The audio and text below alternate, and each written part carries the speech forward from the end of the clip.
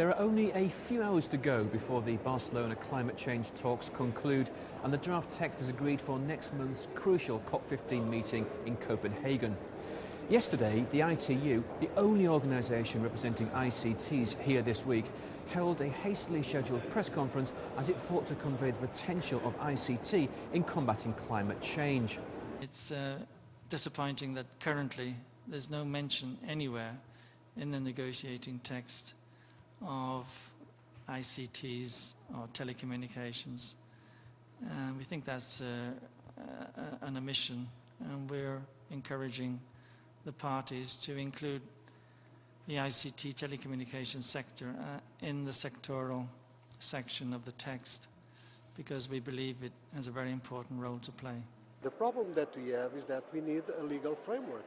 We need stability, we need certainty, and that certainty needs to be given by governments, by global negotiators, those that have the responsibility to do and to deliver on a post-Kyoto agreement, and we need that certainty to make the investments that are needed to drive a low-carbon society that we can drive. We alone, we can do a lot, but alone we cannot do everything.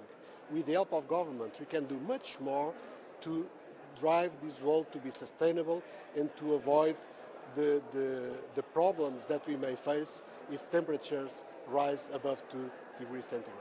I think the main problem is a communication problem. I think the ICT sector as a whole has been miscommunicating its objective and the way it can actually bring value to the Copenhagen discussions.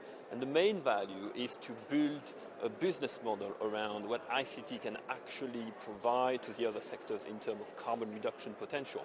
A lot of people are talking about the total potential of ICT, but nobody has really looked at what is the business model for each country, such as, for example, developing countries, to invest in ICT today to get reward tomorrow in terms of green growth, so economic development of the country, social welfare, etc., but as well a reduction or actually a limit in the carbon emission growth.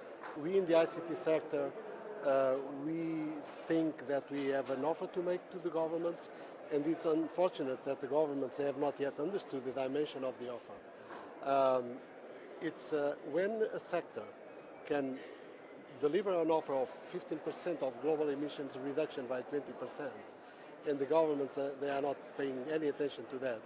It's really unfortunate, and I think that governments need to start thinking that ICT can play a fundamental role in contributing to a more sustainable world, to a more sustainable society, and therefore it's time today, here in Barcelona and later on in Copenhagen, to take ICT on the global agenda.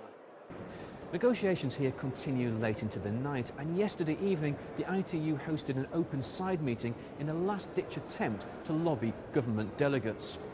But as with most of the other 95 special interest meetings, a mere handful of the 4,000 delegates bother to turn up. So why aren't governments listening? I think that at this particular round or stage in the negotiations, there are big issues at stake. That is exactly how the world develops over the next 20 years or the next 100 years, and how we can combat climate change, which looks like it's accelerating. That means that I'm not saying that ICTs are a subsidiary issue, but they are so ubiquitous and so fundamental to the implementation of improvements that they tend not to be included explicitly. And I think that is one of the problems for this particular round of negotiations, the next round of negotiations, that ICTs have to be recognised explicitly, which is not quite the same as being mentioned explicitly. If they can be mentioned explicitly, so much the better, but they are going to be such a huge share of the final applications which are going to improve environmental performance, that we should not overlook that point. They are part of the solution, they are not part of the problem. But the irony is that it is looking less and less likely that a new protocol will be agreed in Copenhagen.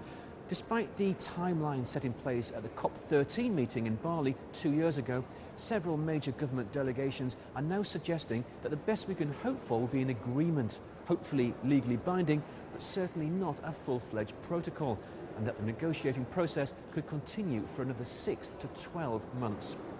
This is Guy Daniels for Telecom TV at the Climate Change Talks in Barcelona.